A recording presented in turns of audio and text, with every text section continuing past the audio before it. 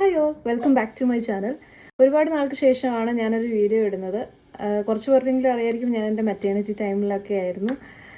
ഇപ്പോൾ എൻ്റെ 1 month ബേബിയായിട്ട് ഞാൻ എൻ്റെ പോസ്റ്റ്മോർട്ടം എൻജോയ് ചെയ്ത് പോകുന്നു. അപ്പോൾ എനിക്ക് തോന്നി ഞാൻ ഹോസ്പിറ്റലിൽ പോകുന്നതിന് മുന്നേ എനിക്കുണ്ടായിരുന്ന ടെൻഷൻസൊക്കെ, അല്ലെങ്കിൽ എന്തൊക്കെയായിരുന്നു എൻ്റെ ടെൻഷൻസ്, അതുപോലെ ഉള്ളവരുണ്ടാവും. അപ്പോൾ അവർക്കൊക്കെ ആയിട്ടാണ് ഞാനിപ്പോൾ ഈ ഒരു വീഡിയോ ചെയ്യുന്നത്. ഞാൻ ഡെലിവറിക്ക് പോകുന്നതിന് മുന്നേ ഉള്ള ടെൻഷൻസ് ആയിരുന്നു. ഒന്ന്, ഹോസ്പിറ്റൽ ബാഗ്, അതിനകത്തുള്ള സാധനങ്ങളൊക്കെ അത്രയും മതിയോ, എല്ലാം പ്രിപ്പയർഡ് ആണോ. അപ്പം ഞാനൊരു 30 weeks ആയപ്പോഴത്തേക്കും, 32 ഒക്കെ ആയപ്പോഴത്തേക്കും എല്ലാം സെറ്റ് ചെയ്ത് വെച്ചിരുന്നു. അത് കഴിഞ്ഞ് അപ്പോൾ ഹോസ്പിറ്റലിന് ബാഗിന് വേണ്ടിയിട്ടുള്ള ഒരു പേപ്പറൊക്കെ ഹോസ്പിറ്റലിൽ തന്നിട്ടുണ്ടായിരുന്നു. അതനുസരിച്ച് എല്ലാം ചെയ്തു വെച്ചു. പക്ഷെ ഞാനൊരു കാര്യം പറയട്ടെ, ഞാൻ അതിനകത്തുനിന്ന് ആകെ യൂസ് ചെയ്തത് കുഞ്ഞാക്ക് ഇങ്ങോട്ട് കൊണ്ടുവരാനുള്ള ഡ്രസ്സ് മാത്രമാണ്. പിന്നെ എനിക്ക് ഇങ്ങോട്ട് വീട്ടിലേക്ക് തിരിച്ചു പോരുമ്പോൾ ഇടാനുള്ള ഡ്രസ്സ് മാത്രമാണ് ഞാനതിൽ യൂസ് ചെയ്തത്. അപ്പം നിങ്ങൾ ഒരുപാട് സാധനങ്ങളൊന്നും പാക്ക് ചെയ്തില്ലെങ്കിലും കുഴപ്പമില്ല, ഹോസ്പിറ്റൽസ് അതെല്ലാം പ്രൊവൈഡ് ചെയ്യും. പിന്നെ കരുതി വെക്കുക, ആൻഡ് പ്രിപ്പയർഡ് ആയിട്ടിരിക്കുക എപ്പോൾ വേണമെങ്കിലും പോകാനായിട്ട്. പിന്നെ എൻ്റെ വേറൊരു ടെൻഷനായിരുന്നു, എങ്ങനെ ഡെലിവറിക്ക് ഞാൻ പോകുന്നത്, അത് പെയിൻ കൂടിയിട്ടായിരിക്കുമോ പോകുന്നത്, എന്തായിരിക്കും ആ ഒരു സമയത്ത് എന്തായിരിക്കും എനിക്ക് സംഭവിക്കുക, ലൈക്ക് ഒരുപാട്. അപ്പം ഞാൻ കുറേ നാളായിട്ട് എല്ലാവരുടെയും എങ്ങനെ അമ്മയോട് വരെ ചോദിച്ചു തുടങ്ങി, ഞങ്ങൾ 3 പേരും ഉണ്ടായ സാഹചര്യങ്ങൾ എങ്ങനെയാണ്, അമ്മ എങ്ങനെയാണ് ഹോസ്പിറ്റലിൽ പോയേ, അങ്ങനത്തെയൊക്കെ കാര്യങ്ങൾ. അമ്മയോട് മാത്രമല്ല, എനിക്കറിയാവുന്ന മിക്കവരോടും ഞാൻ ചോദിക്കുമായിരുന്നു അവരുടെ ഡെലിവറി എക്സ്പീരിയൻസ്. കാരണം അത്ര എക്സൈറ്റഡ് ആയിരുന്നു, എങ്ങനെയായിരിക്കും ഞാൻ പോവുക, ഭയങ്കര പെയിനായിട്ടായിരിക്കും പോവുക, എങ്ങനെ നമ്മൾ പോകുന്ന വഴിക്ക് എങ്ങനെയായിരിക്കും ഞാൻ എന്നൊക്കെ ഉള്ള ഒരുപാട് ടെൻഷൻസ് ഉണ്ടായിരുന്നു. കാരണം നാട്ടിലെ പോലെ നേരത്തെ അഡ്മിറ്റ് ആക്കത്തില്ല ഇവിടെ. നിങ്ങൾക്ക് എല്ലാവർക്കും അറിയാവുന്ന പോലെ സെർവിക്സ് ഇത്ര ഡയലറ്റഡ് ആയാൽ മാത്രമാണ് നമ്മളെ ഹോസ്പിറ്റലിൽ അവർ അഡ്മിറ്റ് ആക്കത്തുള്ളൂ. അല്ലെങ്കിൽ നമ്മളോട് തിരിച്ച് ഹോസ്പിറ്റലിൽ നിന്ന് പോന്നോളാൻ പറയും. അങ്ങനെ ഒരുപാട് കാര്യങ്ങൾ അറിഞ്ഞും കേട്ടും ഒക്കെ ഒത്തിരി ടെൻസ്ഡ് ആയിട്ടിരിക്കുമായിരുന്നു ഞാൻ. അപ്പോൾ ഞാൻ കുറേ പേരുടെ എക്സ്പീരിയൻസ് ഒക്കെ ചോദിച്ചു വെച്ചു, എങ്ങനെയാണെന്ന് മെൻ്റലി ഒന്ന് പ്രിപ്പയർഡ് ആയിരിച്ചു. നിങ്ങളെപ്പോലെ തന്നെ പേളിമാണിയുടെ വീഡിയോസൊക്കെ കണ്ട് ഭയങ്കര സ്ട്രോങ് ആയിട്ട് യെസ് ഐ ക്യാൻ എന്നൊക്കെ പറഞ്ഞ് പറ്റുമെങ്കിൽ ഡ്രൈവ് ചെയ്തുകൊണ്ട് പോകണം എന്നൊക്കെയായിരുന്നു എൻ്റെ ഒരു ആഗ്രഹം. അപ്പോൾ ഇതൊക്കെ തെറ്റിച്ചുകൊണ്ടാണ് എനിക്ക് സംഭവിച്ചത്. നമ്മൾ വിചാരിക്കുന്നതായിരിക്കില്ലല്ലോ നമുക്ക് സംഭവിക്കുന്നത്. January 10th എനിക്ക് എക്സ്പെക്റ്റഡ് ഡ്യൂ ഡേറ്റ്. അപ്പോൾ ആളൊരു 21st December ആയപ്പോഴത്തേക്കും, എന്ന് വെച്ചാൽ നമ്മുടെ ക്രിസ്മസിനൊക്കെ തൊട്ട് മുന്നേ ആയിട്ട് 21st December ആയപ്പോഴത്തേക്കും ജസ്റ്റ് ബീച്ചൊക്കെ ഒന്ന് കാണാൻ പോയിട്ട് തിരിച്ച് വന്ന് എല്ലാം ഒന്ന് കഴിഞ്ഞ് കിടന്നുറങ്ങി. 12 ഒക്കെ ആയപ്പോഴാണ് ഞങ്ങൾ അന്ന് കിടന്നുറങ്ങുന്നത്. ഒരു മണി ആയപ്പം ഞാനങ്ങ് ചാടി എണീറ്റു. ലൈക്ക് പെട്ടെന്ന് പേടിച്ച് എണീക്കുകയോ ചെയ്തത്. എന്താണെന്നറിയോ, ഞാൻ പെട്ടെന്ന് ബെഡിൽ യൂറിൻ പാസ് ചെയ്തു എന്നുള്ളൊരു പേടി കൊണ്ട് ഞാൻ എണീക്കുകയോ ചെയ്തത്. ഞാൻ നോക്കിയപ്പോൾ ബെഡ് വെറ്റായി കിടക്കണം, ഞാൻ എന്താ ഇങ്ങനെ ചെയ്ത, എനിക്ക് എന്താ പറ്റണേന്നായിപ്പോയി. അപ്പോൾ ഒരു 37 weeks ആയി. 37 weeksഉം 1 ഡേയും ആയി ഞാൻ ആ സമയത്ത്. അപ്പം ഞങ്ങൾ എപ്പോഴായിരിക്കും എന്തായിരിക്കും എന്ന് അറിയാൻ പാടില്ലാണ്ടിരിക്കുവാണല്ലോ. അപ്പോഴൊന്നും ചിന്തിക്കുന്നില്ല 37ലും കുഞ്ഞാവ് വരും. കാരണം ഫസ്റ്റ് പ്രഗ്നൻസി ആയതുകൊണ്ട് എല്ലാവരും പറഞ്ഞു ചിലപ്പോൾ 42 weeks വരെ ആവുമെന്ന് പറഞ്ഞവരുണ്ടായിരുന്നു. അപ്പോൾ ഞാൻ അത്ര പ്രതീക്ഷിച്ചിരുന്നില്ല കേട്ടോ. എന്നിട്ട് ഈ ദിവസം നൈറ്റിൽ ഞാൻ കിടന്നുറങ്ങി ചാടി എണീക്കാൻ പാടില്ലാതെ. എന്നിട്ട് ഞാൻ പേടിച്ച് എണീറ്റു. ഞാൻ ഇങ്ങനെ ബെഡിൽ യൂറിൻ പാസ് ചെയ്യണേന്ന് ഓർത്തിട്ട് പേടിച്ച് എണീക്കണേ. എന്നിട്ട് ഞാൻ നോക്കുമ്പോൾ ഞാൻ എണീറ്റ് നടക്കുമ്പോഴും ഒക്കെ എനിക്ക് യൂറിൻ കൺട്രോൾ ചെയ്യാൻ പറ്റുന്നില്ല എന്നുള്ളൊരു തോന്നലാണ്. ഞാൻ ടോയ്ലറ്റിൽ പോയി കുറേ നേരം ഇരുന്നു, അപ്പോഴും കുറേ വാട്ടർ പോയി. അത് കഴിഞ്ഞപ്പോഴും എനിക്ക് മനസ്സിലാവുന്നില്ല ഇതായിരിക്കുന്നു, എനിക്കതാവല്ലേ എന്നുള്ളൊരു പേടി കൊണ്ട് ഞാൻ എപ്പോഴും ഓക്കെ ഞാൻ യൂറിനാണ് പാസ് ചെയ്യുന്നതെന്ന് എന്നെ തന്നെ ഞാനൊന്ന് സമാധാനിപ്പിച്ചുകൊണ്ടിരിക്കുക. അത് കഴിഞ്ഞ് കുറച്ച് നേരം ഒന്ന് സെറ്റിലായി ഞാൻ തിരിച്ച് റൂമിൽ വന്നു കഴിഞ്ഞപ്പോൾ വീണ്ടും ഞാൻ വെറ്റാവാൻ തുടങ്ങി. അപ്പോൾ എനിക്ക് ഏകദേശം സംഭവം പിടികിട്ടി, ഇതാണ് സംഭവം, ഇങ്ങനെയാണ് വാട്ടർ ബ്രേക്ക് ആവുന്നതെന്ന്. എനിക്ക് സത്യം പറഞ്ഞു വാട്ടർ ബ്രേക്ക് ആയാൽ നമ്മൾക്ക് എങ്ങനെ ഫീൽ ചെയ്യുമെന്ന് പോലും അറിയത്തില്ലായിരുന്നു. ഞാൻ ആൾക്കാരോടൊക്കെ ചോദിക്കാതെ ജസ്റ്റ് വെള്ളം പോണ പോലെ തോന്നും എന്നൊക്കെയാണ് പലരും പറഞ്ഞത്. പക്ഷെ നമുക്ക് അറിയില്ലാത്ത കാര്യങ്ങളുണ്ട്. ഇപ്പം ഞാൻ ഈവൻ നഴ്സിംഗ് പഠിച്ചിട്ടാണെങ്കിൽ പോലും എനിക്ക് മെറ്റേണിറ്റി ബേസ് ചെയ്തിട്ടുള്ള സത്യം പറഞ്ഞാൽ ഒന്നും അറിയത്തില്ല. മെറ്റേണിറ്റി ബേസ് ചെയ്തിട്ട് എന്താണ് ഈവൻ ന്യൂ ബോൺസിൻ്റെ കാര്യങ്ങൾ ഞങ്ങളെല്ലാം പഠിക്കുന്ന സമയത്ത് പഠിക്കുക എന്നല്ലാണ്ട് അത് കഴിഞ്ഞിട്ട് അതുമായിട്ട് റിലേറ്റ് ആയിട്ട് വർക്ക് ചെയ്യാത്തതുകൊണ്ട് ഒന്നും അതിനെ പറ്റിയിട്ട് ഡീറ്റെയിൽ ആയിട്ട് അറിയത്തില്ല. അപ്പോൾ വാട്ടർ ബ്രേക്കായി ഞാൻ ആകെ പാനിക്കായി. ഞാൻ സ്ട്രെസ്ഡ് ആകുമ്പോൾ എനിക്ക് ഫീൽ ചെയ്യുന്നുണ്ട് വാട്ടർ കുറേയും കൂടെ പോവാന്ന്.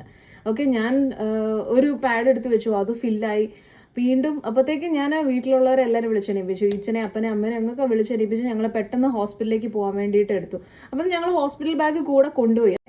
കാരണം എൻ്റെ മനസ്സിലൊരു തോന്നലുണ്ടായിരുന്നു വാട്ടർ ബ്രേക്ക് ആയി കഴിഞ്ഞാൽ ശരിയാ ഹോസ്പിറ്റലിൽ അഡ്മിറ്റ് ആക്കുമായിരിക്കും, പക്ഷെ പെട്ടെന്ന് ബേബി നമ്മുടെ അടുത്തേക്ക് വരും എന്നുള്ളൊരു തോന്നലുണ്ടായിരുന്നില്ല. ഓക്കെ, ഞാൻ അത്രയും ടെൻസ്ഡ് ആയിട്ടാണ് പോയത്. അപ്പം ഇങ്ങനത്തെ ഒരു സിറ്റുവേഷനിൽ എൻ്റെ പഠിപ്പിച്ച ഒരു അനുഭവമാണ്. ഞാൻ അത്രയും സ്ട്രെസ്ഡ് ആയതുകൊണ്ടാണ് എൻ്റെ കുറേ വാട്ടർ കൂടുതൽ പോയെന്ന് എനിക്ക് ഫീൽ ചെയ്തു. കാരണം അവിടെ ഹോസ്പിറ്റലിൽ ചെന്നപ്പോഴത്തേക്കും അവർ പറഞ്ഞു വാട്ടർ ഓൾമോസ്റ്റ് വാട്ടർ കുറേ തന്നെ ലൈക്ക് കുറേ വാട്ടർ പോയിരുന്നു എന്ന് പറഞ്ഞു. അപ്പം നിങ്ങൾ ഇങ്ങനത്തെ ഒരു സാഹചര്യം നിങ്ങൾ ഡീൽ ചെയ്യേണ്ട ഒരു രീതിയാണ് ഞാനിപ്പോൾ ഈ വീഡിയോയിലൂടെ ഷെയർ ചെയ്യുന്നത്. നിങ്ങളധികം പാനിക് ആവാണ്ടിരിക്കുക. എപ്പോഴാണെങ്കിലും ഈ വാട്ടർ ബ്രേക്ക് ആണെങ്കിലും നിങ്ങൾ എക്സ്പെക്റ്റ് ചെയ്തുകൊണ്ടിരിക്കുക.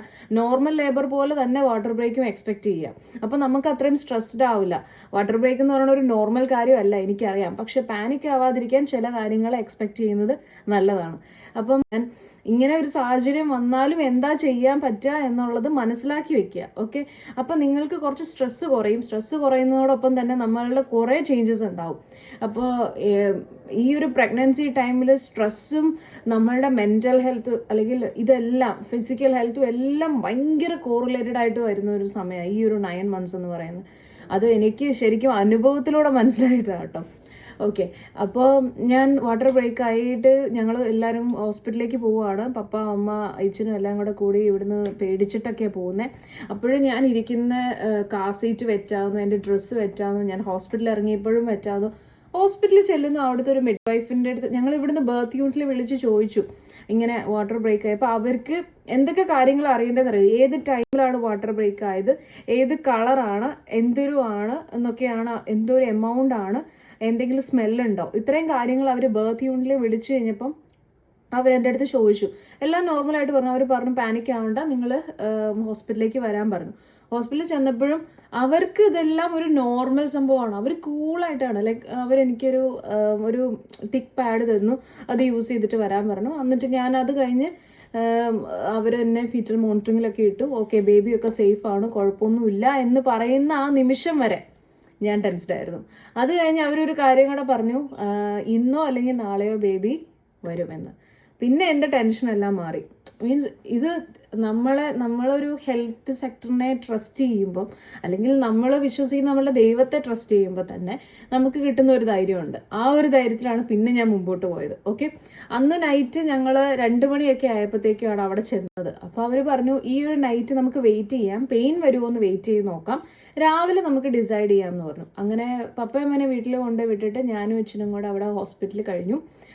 ഹോസ്പിറ്റലിൽ അവരൊരു നമ്മുടെ നാട്ടിലെ പോലെ ലേബർ റൂം സെറ്റപ്പ് അല്ല കേട്ടോ. എന്ന് വെച്ചാൽ ഒരു റൂമിൽ തന്നെ കുറേ പേരെ ഡെലിവർ ആക്കുന്ന അതല്ല, എല്ലാവർക്കും സെപ്പറേറ്റ് റൂമാണ്. അപ്പം ഞങ്ങളതൊക്കെ കണ്ടുകൊണ്ടാണ് പോകുന്നത്. അപ്പോൾ ആ ബർത്ത് യൂണിറ്റിലേക്കാണ് പോകുന്നത്. ബേബി ഉണ്ടാവും എന്നുള്ള ആ ഒരു റൂമിലേക്കാണ് ഞാൻ ചെല്ലുന്നത്. അത്രയും ടെൻസ്ഡായിട്ട് ചെന്ന ഞാൻ ബേബീനെ കാണാമെന്നുള്ള ഒരു എക്സൈറ്റ്മെൻറ്റിൽ ഞാൻ ഹാപ്പി ആയിട്ട് ഇരുന്നു കേട്ടോ.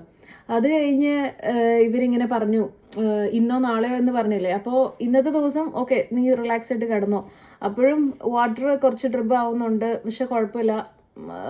ഞാൻ നൈറ്റ് കുഴപ്പമില്ലാണ്ട് കിടന്നുറങ്ങി. രാവിലെ ആയപ്പം അവർ വന്നിട്ട് ഇങ്ങനെ പറഞ്ഞു ഡോക്ടേഴ്സ് റൗണ്ട്സിന് വേണ്ടി വെയിറ്റ് ചെയ്യാമെന്ന് പറഞ്ഞു. അപ്പോൾ അവരെന്നെ ക്യാനിലേക്ക് ഇട്ടു, കാത്തീറ്ററൈസ് ചെയ്തു, അങ്ങനെ കുറേ കാര്യങ്ങളൊക്കെ അവർ ചെയ്തു. അത് കഴിഞ്ഞ് ഡോക്ടർ വന്നിട്ട് എൻ്റെ അടുത്ത് 2 ഓപ്ഷൻസ് തന്നു. ഒന്നെങ്കിൽ നിനക്ക് ഇന്നും കൂടെ വെയിറ്റ് ചെയ്യാം, എന്നല്ലെങ്കിൽ ഇന്ന് നിനക്ക് ഇപ്പോൾ ഇൻഡ്യൂസ് ചെയ്യാമെന്ന് പറഞ്ഞു. പിന്നെ പറഞ്ഞു വാട്ടർ ബ്രേക്ക് ആയി കഴിഞ്ഞാൽ risk for infection for baby and for mother അത് ഭയങ്കര ഹൈ ചാൻസ് ആണ്. അതുകൊണ്ട് ഒത്തിരി നേരം വെയിറ്റ് ചെയ്യാൻ പറ്റത്തില്ല, എങ്കിലും നമുക്ക് കുറച്ച് നേരം കൂടെ വെയിറ്റ് ചെയ്യാം. ഇൻഡ്യൂസ് ചെയ്തിട്ട് ഒട്ടും പറ്റുന്നില്ല, എന്തെങ്കിലും ഇൻഫെക്ഷൻ്റെ സൈൻസ് കാണുവാണെങ്കിൽ സിസേറിയൻ, ഇതായിരുന്നു ഓപ്ഷൻ. അപ്പോഴും സിസേറിയൻ എന്ന് പറയുന്നതും നമ്മൾ എക്സ്പെക്റ്റ് ചെയ്യുന്ന കാര്യമല്ല അല്ലേ. ഞാൻ എപ്പോഴും നമ്മൾ നോർമൽ ഡെലിവറി ആയിരിക്കും എന്നായിരിക്കില്ലേ എക്സ്പെക്റ്റ് ചെയ്യുന്നത്. വേറെ കോംപ്ലിക്കേഷൻസ് ഒന്നും പ്രഗ്നൻസിയിൽ ഇല്ല എങ്കിൽ കൂടുതലും നമ്മൾ അങ്ങനെയായിരിക്കും ഓപ്റ്റ് ചെയ്യുന്നത്. അപ്പം ഞാൻ എൻ്റെ മനസ്സിൽ മെൻ്റലി പ്രിപ്പയർഡ് ആക്കിക്കൊണ്ടിരിക്കുകയാണ്. ഞാൻ സ്ട്രോങ് ആണ്, കൺട്രാക്ഷൻസ് വരുന്നു, പെയിൻ വരുന്നു, ഇതൊക്കെ എൻ്റെ മൈൻഡിനെ ഞാനിങ്ങനെ സത്യം പറഞ്ഞാൽ പേളിമാണി ഇൻഫ്ലുവൻസ് ചെയ്യുന്നുണ്ട് കേട്ടോ ശരിക്കും. ഓക്കെ, അങ്ങനെയൊക്കെ രാവിലെ ഡോക്ടർ വന്ന് പറഞ്ഞു ഇൻഡ്യൂസ് ചെയ്യാന്നൊക്കെ പറഞ്ഞു. ഇൻഡ്യൂസ് ചെയ്തപ്പോഴാണ് കളി മാറിയത്. തുടക്കമൊന്നും വലിയ കുഴപ്പമില്ലായിരുന്നു. ഒരു മണിക്കൂറൊക്കെ കഴിയുമ്പോഴത്തേക്കും എനിക്ക് അങ്ങോട്ട് പിന്നെ എന്താണ് ലേബർ പെയിൻ എന്ന് അറിയാൻ തുടങ്ങി. ഇതിൻ്റെ ഒരു സ്റ്റാർട്ടിങ് സ്റ്റേജ് അറിയാൻ തുടങ്ങി. 1 hour കഴിഞ്ഞപ്പോഴത്തേക്കും പെയിൻ അറിഞ്ഞു തുടങ്ങി. ഓക്കെ, അത് കഴിഞ്ഞ് അപ്പോൾ എനിക്ക് പെയിൻ വന്നു തുടങ്ങിയപ്പോൾ അവർ എനിക്ക് PV ചെയ്യാൻ വന്നു. PV ചെയ്തപ്പോഴും സെർവിക്സ് ക്ലോസ്ഡ് ആയിരുന്നു. അപ്പോൾ അവർ പറഞ്ഞു ഇതൊരു നോർമൽ ലേബറിലേക്ക് വരാൻ വേണ്ടിയിട്ട് ഒരുപാട് ടൈം എടുക്കും, ലൈക്ക് ലേബർ പ്രൊലോങ് ആവാൻ ചാൻസ് ഉണ്ട്. ഞാൻ 37 weeks ആയിട്ടുള്ളൂ, വാട്ടർ ഫുള്ള് ബ്രേക്കായി, പിന്നെ സെർവിക്സ് ഇപ്പോഴും ക്ലോസ്ഡ് ആണ്, പെയിൻ വന്നു തുടങ്ങി. അപ്പോൾ ഇതെല്ലാം കൊണ്ട് അവർ തന്നെ പറഞ്ഞു നീ എപ്പിഡ്യൂറൽ എടുക്കുവാണ് ബെറ്റർ. അപ്പോൾ ഞാൻ ഓക്കെ എപ്പിഡ്യൂറൽ എടുക്കാം. എപ്പിഡ്യൂറൽ എടുക്കുന്ന ആ സമയം വരെ എനിക്ക് നല്ല പെയിൻ ഉണ്ടായിരുന്നു. കൺട്രാക്ഷൻസ് വന്നു തുടങ്ങി, 1 minute ഉള്ള കൺട്രാക്ഷൻസും ഒക്കെ ഭയങ്കര പെയിൻ വരും, പിന്നെ അങ്ങ് പോകും. അങ്ങനെയാ വേദന, നല്ല വേദന വരും. നമുക്ക് ഈ പീരിയഡ്സിന് വരുന്ന വേദനയുടെ ഒരു ഹൈ ഇൻറ്റൻസിറ്റി പെയിനാണ് നമുക്ക് അന്നേരം വരുന്നത്. അത് വന്നിട്ട് കുറച്ച് നേരം നമുക്ക് റിലാക്സ് ചെയ്യാൻ സമയം കിട്ടും, വീണ്ടും ഇതുപോലെ തന്നെ ഭയങ്കര പെയിൻ വരും. അങ്ങനത്തെ ഒരു സ്റ്റേജ് ആയിരുന്നു. അത് കഴിഞ്ഞ് നമ്മൾ ഇത് എന്താ പറയുക, എപ്പിഡ്യൂറൽ തരുന്നു. എപ്പിഡ്യൂറൽ തന്ന് കുറച്ച് നേരം കഴിഞ്ഞപ്പോൾ തൊട്ട് എനിക്ക് പിന്നെ ഒന്നും അറിഞ്ഞില്ല കേട്ടോ. പെട്ടെന്ന് നമ്മൾ കാലൊക്കെ അങ്ങോട്ട് എന്താ ഫുൾ മരവിച്ചൊക്കെ ആയിരിക്കുന്നത്. അപ്പോൾ അതിന് മുന്നേ ഈ പെയിൻ സെറ്റിൽ ചെയ്യാൻ വേണ്ടിയിട്ട് അവരൊരു ഗ്യാസ് ഇൻഹേൽ ചെയ്യാൻ തരുമൊക്കെ ചെയ്തിട്ടുണ്ടായിരുന്നു. ഓക്കെ, എപ്പിഡ്യൂറൽ തന്നു. എപ്പിഡ്യൂറൽ ഇങ്ങനെ കൂട്ടി വന്നു, കുഴപ്പമൊന്നുമില്ല. 3, 4 അങ്ങനെ അവരൊരു എമൗണ്ട് 3 months സ്റ്റാർട്ട് ചെയ്യും, പിന്നെ 6, 12, 24 എന്നൊക്കെ പറഞ്ഞ് ഇങ്ങനെ ഇൻക്രീസ് ചെയ്ത് പോവും. എന്നിട്ടൊന്നും സെർവിക്സ് ഡയലേറ്റ് ആയില്ല. സെർവിക്സ് ഡയലേറ്റ് ആവാൻ ലേറ്റായി. വൈകുന്നേരം ഒരു 7 മണി ആ ഒരു സമയം നൈറ്റ് ടൈം ഹാൻഡ് ഓവർ എടുത്തു കഴിഞ്ഞപ്പം അവർ വയറ്റിൽ ചെക്ക് ചെയ്തപ്പോൾ എനിക്ക് ടെമ്പറേച്ചർ കാണിച്ചു. അപ്പോൾ ഇൻഫെക്ഷൻ്റെ ആ ഒരു ഫസ്റ്റ് സൈനാണ് ടെമ്പറേച്ചർ കാണിക്കുന്നുള്ളത്. എനിക്കൊരു 37.6 കാണിച്ചു. സെക്കൻഡ് ടൈം 37.8 ആയപ്പോഴത്തേക്കും അവർ പറഞ്ഞു എമർജൻസി സിസേറിയൻ, നമുക്ക് ഇനി വെയിറ്റ് ചെയ്തിട്ട് കാര്യമില്ല, ഇനിയിപ്പം സിസേറിയൻ ചെയ്യാമെന്ന് തന്നെ പറഞ്ഞു. എൻ്റെ പൊന്നു, സിസേറിയൻ ചെയ്യാമെന്ന് പറഞ്ഞത് 10 മണിക്ക്. എല്ലാം പെട്ടെന്നായിരുന്നു. 5-10 മിനിറ്റിൽ ഞാൻ ഓപ്പറേഷൻ തിയേറ്ററിൽ കിടക്കുവാണ്. ഓപ്പറേഷൻ തിയേറ്ററിൽ ഇങ്ങനെ പേടിച്ചുള്ള പറയല്ല, അവർ എപ്പിഡ്യൂറൽ തന്ന സൈറ്റിൽ കൂടെ തന്നെ, ആ എപ്പിഡ്യൂറലിൻ്റെ അകത്തോടെ തന്നെ എനിക്ക് അനസ്തേഷ്യ തന്ന് ഫുള്ളി പാരലൈസ്ഡ് ആക്കി. നമ്മളിതൊക്കെ കണ്ടിട്ടുള്ളതിലും റിയൽ ലൈഫിൽ എക്സ്പീരിയൻസ് ചെയ്യുന്ന ഫസ്റ്റ് ടൈമാണ്. എന്നുവെച്ചാൽ ഭയങ്കര ഒരു ഫീലാണ്. നമുക്ക് ഒന്നും അറിഞ്ഞുകൂടാ. എൻ്റെ വയറിൽ കീറിയതോ അല്ലെങ്കിൽ എന്താ അവിടെ ആ ഒരു കർട്ടൻ്റെ അപ്പുറം എൻ്റെ ബോഡിയിൽ നടക്കുന്ന കാര്യങ്ങൾ എനിക്ക് അറിയില്ലായിരുന്നു. അത്ര മാജിക് പോലെ എനിക്ക് ഫീൽ ചെയ്തു. ലൈക്ക് അനസ്തേഷ്യയുടെ എഫക്റ്റ് കൊണ്ട് ഉണ്ടാവുന്നതാണ്, പക്ഷെ ഞാനത് എക്സ്പീരിയൻസ് ചെയ്യുമ്പോൾ എനിക്കതൊരു പുതിയ കാര്യമാണല്ലോ. അപ്പോൾ എല്ലാം പെട്ടെന്നായിരുന്നു. 10 മിനിറ്റിൽ കുഞ്ഞാവ് വരുന്നു, എല്ലാം കഴിഞ്ഞു, കുഴപ്പമൊന്നുമില്ല. കുഞ്ഞാവിനെ എന്നെ കാണിച്ചിട്ട് അവരെന്നെ റൂമിൽ കൊണ്ടുവന്നു. ഞാൻ അപ്പോഴും ഒരു സെഡേറ്റീവ് എഫക്റ്റ് ആയി. എനിക്ക് എപ്പിഡ്യൂറിൽ തന്നപ്പോൾ എനിക്ക് ഇച്ചിരി ഷിവറിങ് പോലെ വന്നായിരുന്നു. ഇച്ചിരിയല്ല, അതിൻ്റെ ഒരു സൈഡ് എഫക്റ്റ് കൊണ്ടാണ് അവർ പറഞ്ഞത്. അപ്പോൾ റിവേഴ്സൽ പോലെ തന്നപ്പം അതെനിക്ക് ഭയങ്കര ഡ്രൗസി ആക്കി തന്നെ. പിന്നെ ഞാനിങ്ങനെ കിറങ്ങിയിരിക്കുകയായിരുന്നു കുറേ നേരത്തേക്ക്. അതൊക്കെ കഴിഞ്ഞ് റൂമിലേക്ക് കൊണ്ടുവരുന്നു. അപ്പോൾ 3 days ആയിരുന്നു ഹോസ്പിറ്റൽ. മൊത്തം സിസേറിയൻ ആണെങ്കിൽ 5 days ഹോസ്പിറ്റൽ സ്റ്റേ ആണ് നോർമലി. അപ്പോൾ ഞങ്ങൾ 3 days ഹോസ്പിറ്റൽ സ്റ്റേ ചെയ്തു.